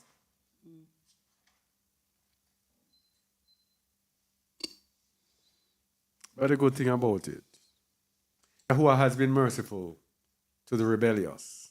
Nehemiah 9:26 to 31. Nehemiah 9:26 to 31. Yahuwah's mercy towards the rebellious. Nevertheless, they were disobedient and rebelled against thee, and cast thy law behind their backs, and slew thy prophets which testified against them, to turn them to thee, and they wrought great provocations. Therefore thou deliverest them into the hand of their enemies, That's us. who vexed them. And in the time of their trouble, when they cried unto thee, thou heardest them from heaven, and according to thy manifold mercies thou gavest them saviors, who saved them out of the hand of their enemies. But after they had rest... There we go. After we have rest, we're gone back in our dirty, stinking ways. Yes? Because we are a stiff-necked people. Verse 28. But after they had rest, they did evil again before thee. Therefore leftest thou them in the hand of their enemies, so that they had the dominion over them. Yet when they returned and cried unto thee, thou heardest them from heaven, and many times didst thou deliver them according to thy mercies. Yes, verse 29. And testified against them that thou mightest bring them again unto thy law. Yet they dwelt proudly, and hearkened not unto thy commandments, but sinned against thy judgments, which if a man do, he shall live in them, and withdrew the shoulder, and hardened their neck, and would not hear. There's a process. Verse 30. Yet many years didst thou forbear them, and and testified against them by thy Spirit in thy prophets. Yet would they not give ear. They would not hear. Therefore gavest thou them into the hand of the people of the lands. Nevertheless, for thy great mercies' sake, thou didst not utterly consume them, nor forsake them, for thou art a gracious and merciful allure. All right. So this is where we are today, this last stage here. We are at the last stage where his mercies is there for us right now. Yeah? But time is going. The clock is ticking. We never know when the Most High will act. So out of the rebellious will come an obedient remnant. This is the process. Our people, being rebellious, the Most High drove us, sent us into captivity. Out of the rebellious number of the children of Yasharal come an obedient remnant. 2 Kings 19, verse 30 to 31. There will be a remnant that is escaped. And Hold on, before we do this, we're going to look at the similitude and the contrast between 2 Kings 19 and Isaiah 10. In 2 Kings 19, it is speaking about the remnant in Jerusalem. And in Isaiah 10, it's going to tell us the remnant that shall return to Jerusalem. So look at it carefully. 2 Kings 19, verse 30. And the remnant that is escaped of the house of Yehuda. By the way, the remnant that is escaped, there is always an escaped remnant. Why escaped? Because there will be the sword, the famine, the peril. What's the other one? Pestilence that will be on his people who are under the curses. So there will be a remnant that will escape. 30 again, please. And the remnant that is escaped of the house of Yehuda shall yet again take root downward and bear fruit upward. For out of Jerusalem shall go forth a remnant, and they that escape out of Mount Zion. The zeal of Yahuwah Sabaoth shall do this. Out of Jerusalem shall go forth a remnant. It's always a remnant leaving, a remnant returning. A remnant leaving, a remnant returning. Isaiah 10, verses 21 to 22. A remnant leaving, a remnant returning. A remnant is the residue. The remnant shall return, even the remnant of Jacob, unto the mighty allure. For though thy people Yasharal be as the sand of the sea, yet a remnant of them shall return. The consumption decreed shall overflow with righteousness. A remnant shall return. So that's how we tell that just a word is not for everybody. Just a word is for the remnant. I'm telling you, this channel is for the remnant. It's not for everybody.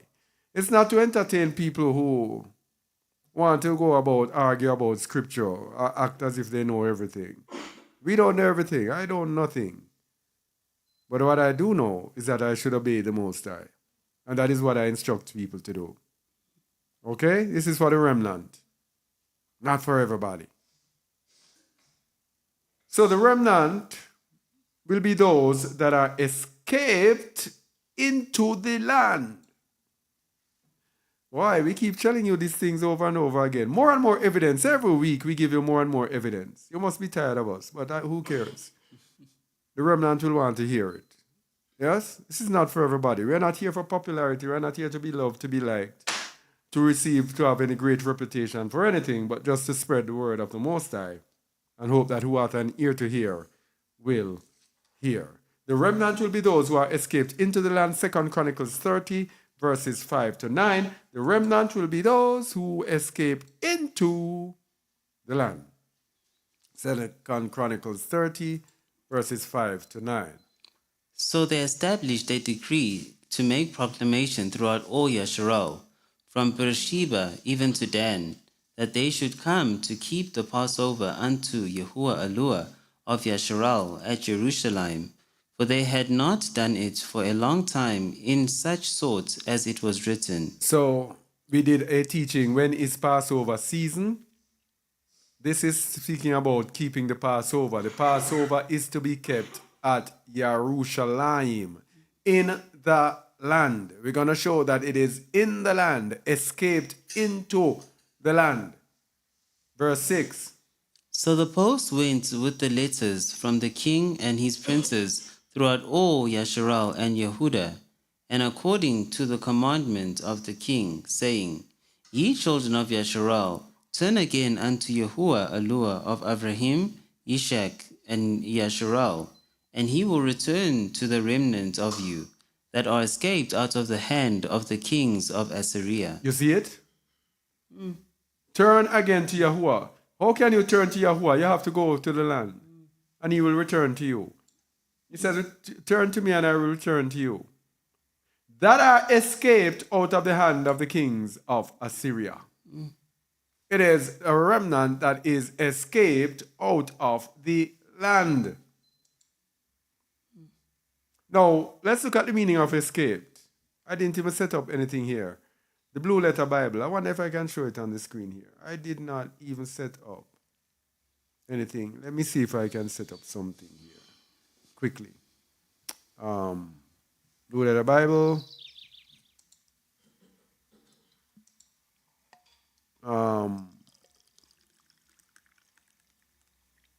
Yeah. All right. Sorry about the little delay. Let me see if I can get this on. All right. Let me get Refumo off this screen. Get away, Refumo. All right. This is, yes. So it is 864:13. It is the Hebrew word peleta, and it actually means escape, deliverance. But it comes from 864:12, which gives us more, to say escape, deliverance, it does not say anything. Those who are escaped. Let's see, it comes from 864:12, and 864:12 means refugee, fugitive, escaped one. I was glimpsing in the chat, and I saw someone said, it's hard to get citizenship in Africa. The whole idea of the Most High is that no matter how you're in the land, as long as you're in the land. Because the meaning of those that are escaped means those who are refugees. Those who are fugitives. Those who are the escaped ones. So it's not a decent, nice little thingy. Adjective, escaped by flight. By flight. It says, especially from a battle or slaughter. You see this escape, what it means? Those who are escaped are those who have run away. Verse 7.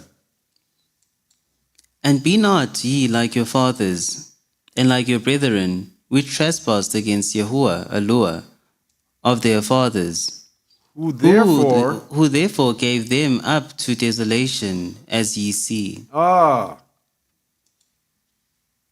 So he is saying, do not be like your fathers. Where were we?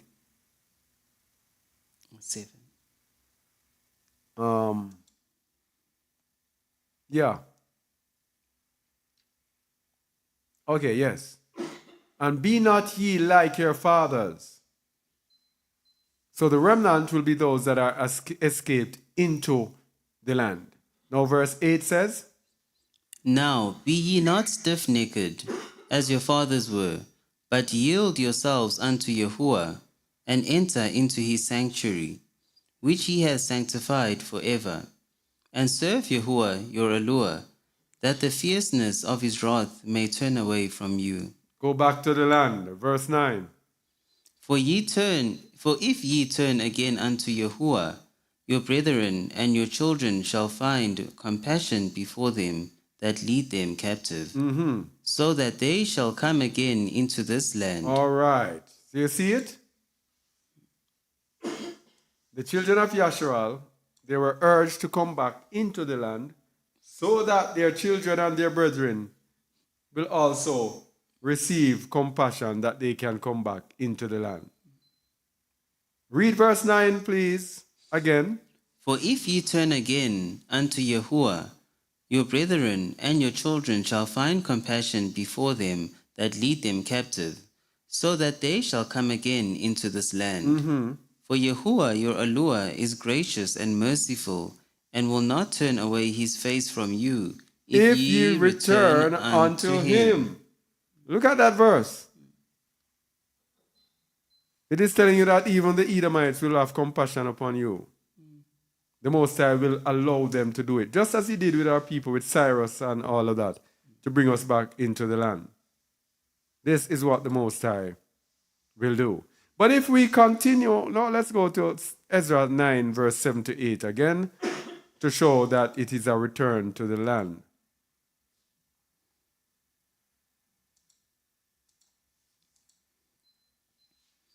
Since the days of your fathers have we been in a great trespass unto this day, and for our iniquities have we, our kings and our priests, been delivered into the hand of the kings of the lands, to the sword, to captivity, and to a spoil, and to confusion of face, as it is this day. Verse 8. And now for a little space. Whoop, whoop, whoop, whoop, whoop. For a what? For a little space. You see us here talking about fleeing out of the midst of Babylon and everything. A little space the Most High has allowed his favor to give us an opportunity to escape. Don't think that this is forever. Don't think it is forever. It's a little space. Read 8, please.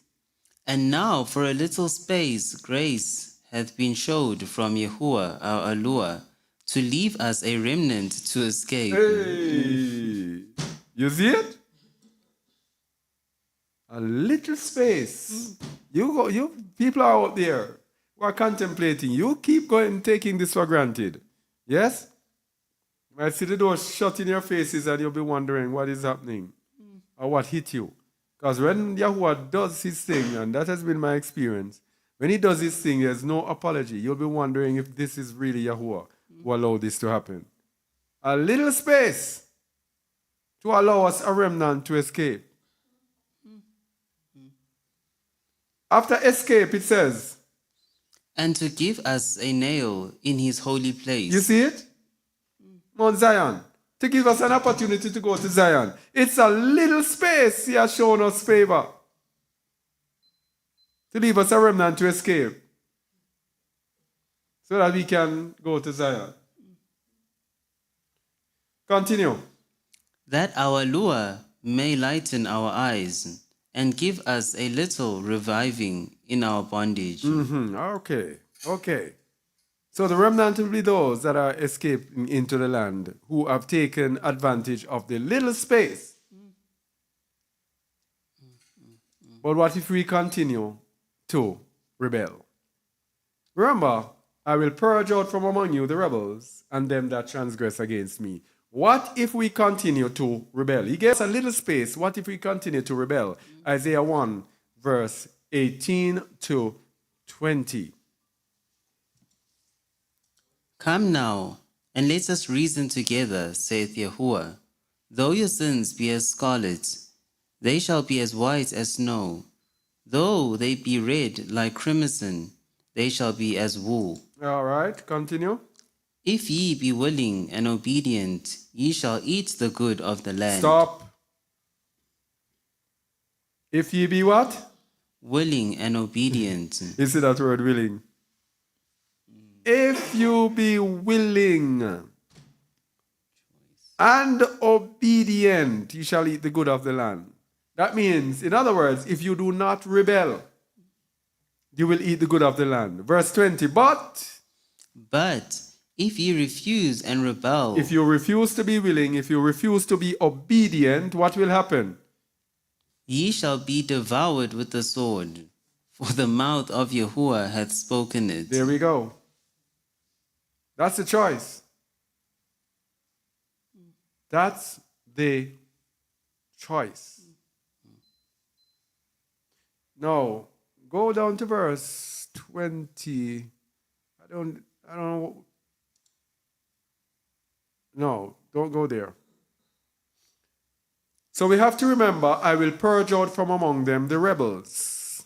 That's why we're looking at rebels today. There's a purging of the rebels, those who rebel. So read again Isaiah 20 verse 38, then we're going to go into Isaiah 1:27. Isaiah 1:27. But first we're going to read Ezekiel 20 verse 38 to remind us of the purging of the rebels and those who transgress against Yahuwah.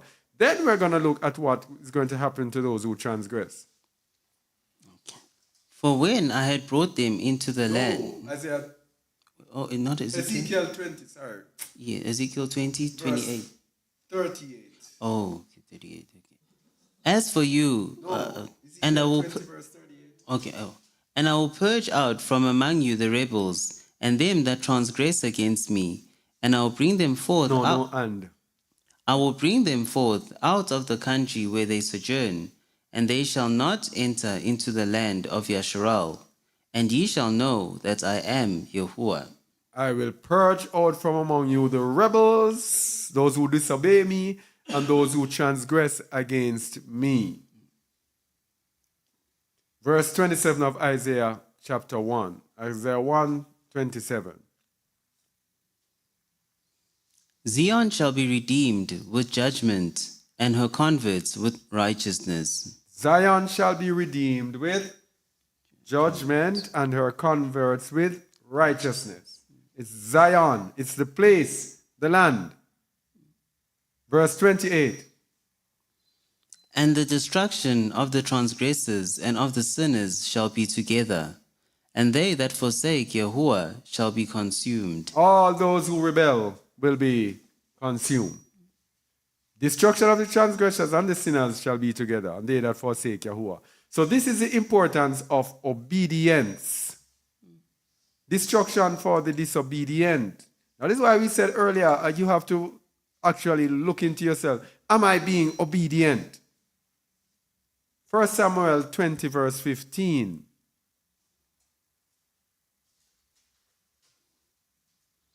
But also... No, 1 Samuel 12:15. Man, what's wrong? Okay, Sorry.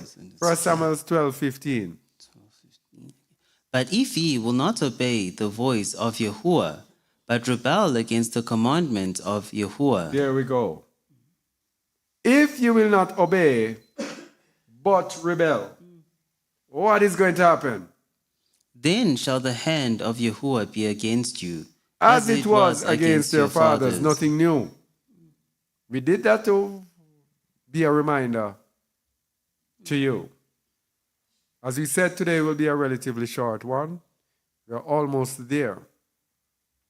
But was it yesterday where Fumo came up with a verse that is oh so relevant to today? Because there'll be people who will be hearing us. You know, people will be hearing us and know that this is the truth and saying, you know what, they're talking the truth. Boy, everything lines up and everything looks right. But guess what? Ezekiel 33, verse 30 to 33. Man, I've been reading this Bible for so long. And you know that this verse never actually struck me. I don't even remember reading it. Ezekiel 33. And this is relevant to today. I want you to listen to this. Is this message for you? I want you to listen to this very carefully because it is so profound. This is speaking to anyone who listens to just a word. Especially for those people who are there with us, even in our group. Yes? This one's for you. Who did that song again? This one's for you. this one's for you. This one's for you. Ezekiel 33, verse 30. Also, thou son of man, the children of thy people still are talking against thee by the walls and in the doors of the houses. All right. They are talking against thee. They are saying, Kazakh, all he talks about is fleeing out of Babylon. That's all. Every week he comes to the same thing. I can't bother to listen to him because every week I'm hearing the same thing. Read it again, please. Who cares? I think I care. Go again, please. As long as I'm speaking the truth, that's what's important. Go again, please. Also, thou son of man, the children of thy people still are talking against thee by the walls and in the doors of the houses, And what do they say? and speak one to another, everyone to his brother, saying, Come, I pray you, and hear what is the word that cometh forth from Yahuwah. So they know and they hear and they know that this is coming from the Most High. And they will send the videos about and say, check out Just a Word, check out Jar Radio, check out this YouTube channel, check out what this man is saying. This surely seems to be coming from the Most High. What, verse 31? And they come unto thee as the people cometh, and they sit before thee as my people. All right, they sit before thee. These are those people now who are watching these videos. They're Just a Word videos. Shabbat after Shabbat, they come. Even our people on the Zoom, we come Shabbat after Shabbat. Sit before thee as my people. Verse 31. Read it again. And they come unto thee as the people cometh, and they sit before thee as my people. And they hear thy words, but they will not do them.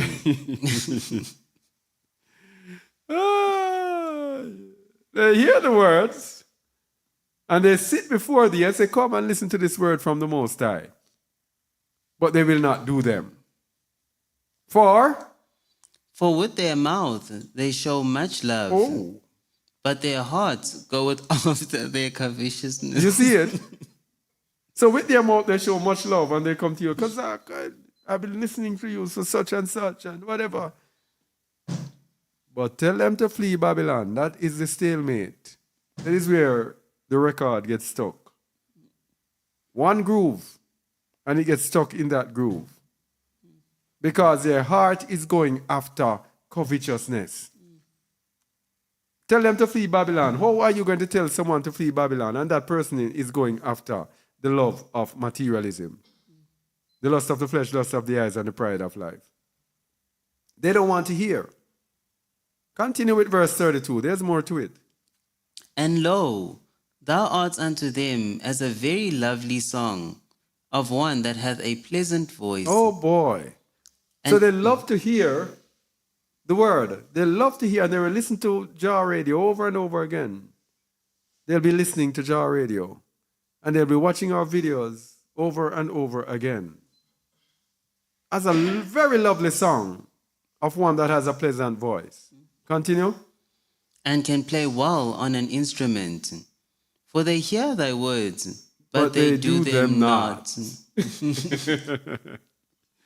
We're not laughing at you. We're just laughing at how profound the word is. All right? We're not laughing at you. We're just laughing at how relevant, plain the word is. But guess what happens? All the things that we have been saying. Verse 33. And when this cometh to pass, lo, it will come. Then shall they know that a prophet hath been among them. I don't call myself a prophet. I don't even want anyone to call me any prophet. But you get the idea. When this thing comes to pass, you will know. Yes? That it was the Most High who was sending these words. So they will sit among you, and these people, especially even the people in our group, examine yourselves, because this verse is speaking to you. Examine yourselves with these verses. Yes?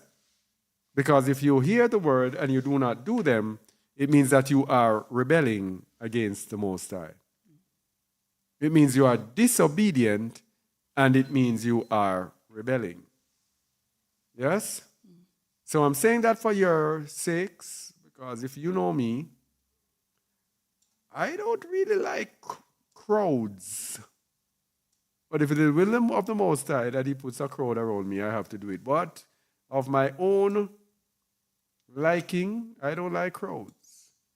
So I'm not saying this to pile on people to me. Understand that. Because I'll be honest with you now.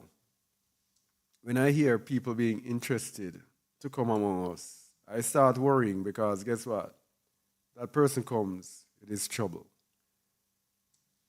Serious. For me, to transform people and to get somebody out of Babylon now to tell them, hey, this is not the way we do things. This is that. It is not something that I enjoy doing. I'll tell you the truth. So when I'm saying this, I'm just saying the word of the Most High. Don't think I'm saying this for my benefit. I do not benefit at all because I am good as it is. The Most High is faithful. He is good. But just speaking the word of the Most High as I am led, as He has revealed it to us.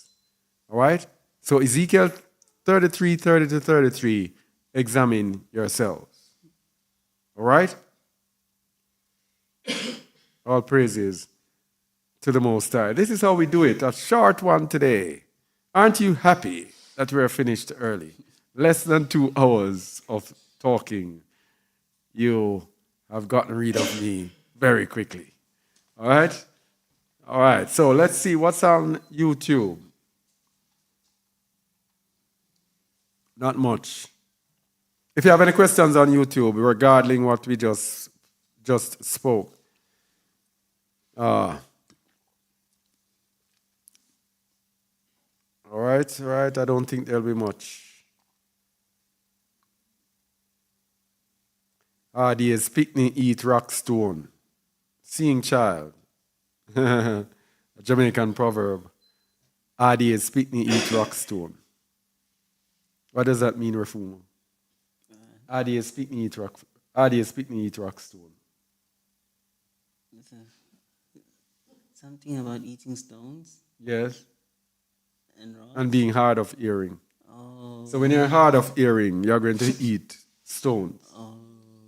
Meaning nothing fruitful will happen for you. So you're not going to eat soft, nice food. You're going to eat hard stones because of your disobedience and rebellion. There's picnic, eat, rock, stone.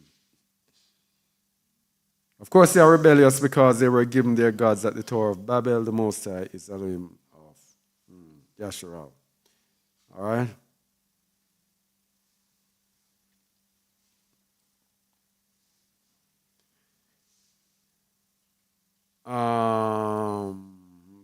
Bob. Seeing child, another common sense, no common. What does that one mean? Common sense is not common. Yeah. Common sense, no common. Yeah. I had a dream about 2 dragons, male and female. I defeated the female with the sword, and male dragon was very angry, wroth. He said, "You're on my territory." A door was closing. I slid under and escaped. Mike said it's a dragon's lair. Babylon is a dragon's lair. Flee from the midst of Babylon. That's what it is saying to me. Yeah? You're in the dragon's territory. And Mike again says, looks like he had a dream about H6413, H6412 to become an escapee or refugee from the dragon's lair. Yeah.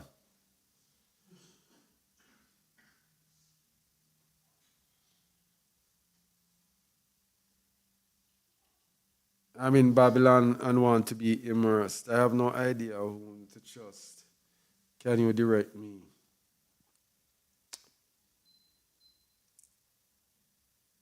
That small window thing is scary. Gotta make a move soon.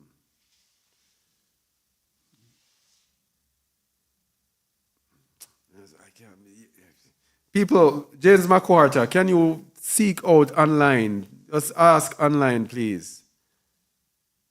I cannot be here out of the midst of Babylon helping people in Babylon. Really, no. Just ask online, wherever you are. Tell people where you are.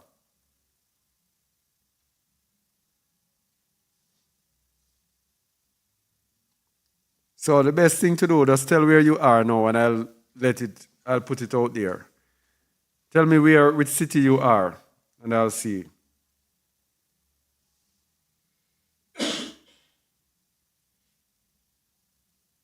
And Natsarim showed me this, showing that Yahusha is Yahuwah. Can you clarify this? Go to I can't even write on this chat. Let me see. I can't. All right, so someone in Atlanta, Georgia wants to be immersed. Somebody, please. I need to write something in the chat. This Yahusha is Yahuwah thing.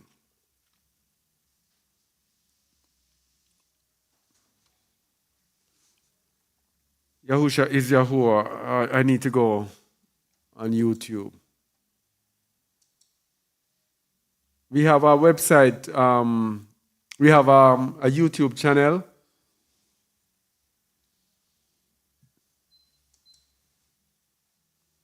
Called Just the Word Shorts. That is the channel that we have several videos speaking about Yahusha is Yahuwah. So I'm going to go and find the playlist.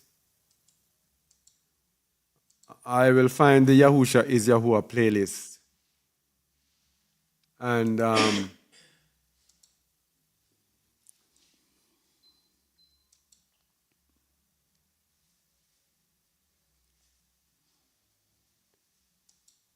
yeah, the Yahusha is Yahuwah playlist. Where is it? Yes. How do you do this again?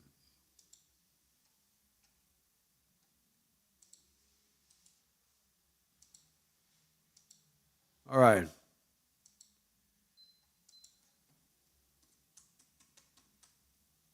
Yahusha is Yahuwah playlist. All right, there is a Yahusha is Yahuwah playlist. Okay? I don't think you want more than this. But if you do, we also have on our website a category. Where is it again? Justaword.org. A category called Should We Worship the Messiah? Where is it? Worship the Messiah. We're going to put it in the chat as well, which should. What is this happening? Oh.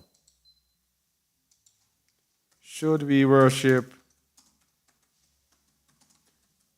Which has several articles that explain many of the claims of these Yahusha is Yahuwah people who are led by the spirit of the anti-Messiah. Do not go down the road of the spirit of anti-Messiah. SB Fid, that's the Antichrist spirit or anti-Messiah spirit that is leading this charge. Yahusha is Yahuwah. Okay?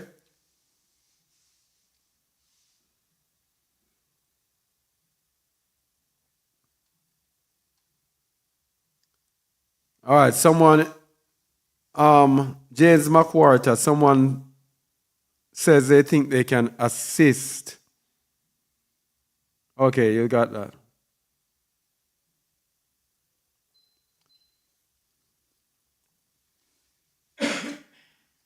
All right. All right, James McWhorter. Here's what you do. Email me your contact information. I'm going to put the email address.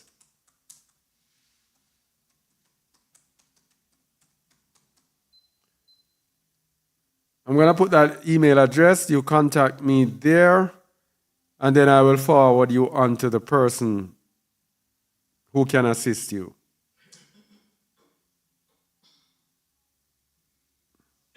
All right? People are asking where to flee. I won't tell you anywhere. We have a playlist about fleeing. We have playlists. Just search out. The Most High said, and ye shall seek me and find me when ye shall search for me with all your heart. We don't believe in anything too easy. We don't believe in just spoon feeding people and just giving people. Check our website. We have the information. Please be there spoon feeding anyone. Where is the land one should escape to? As he said,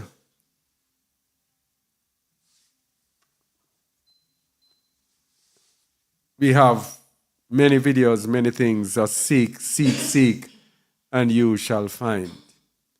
All right? Yeah, that's good. 83 people watching. That's a good number. Because I didn't think that this teaching was anything really, I guess. But anyway, that's it.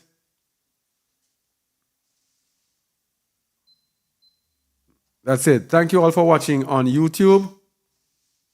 And only hope this was edifying to you. Remember our website, justaword.org.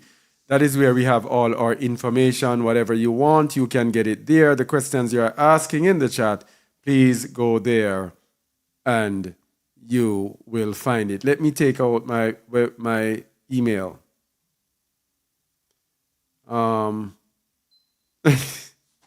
This person says, okay, I will be in touch. Thanks for everything for the whole Just a Word family. I find myself at work saying, read it, please. Shabbat shalom. I'll have to find something else to say. Anyway, let me take out my my email address. Where is it? All right, take this one out. Remove. All right. All right, so shalom, everyone. Thank you for listening. Please share Just a Word with someone. Remember justaword.org. Remember our radio station, our 24/7 radio station, Jaw Radio, JAWRADIO at jawradio.org. Thank you and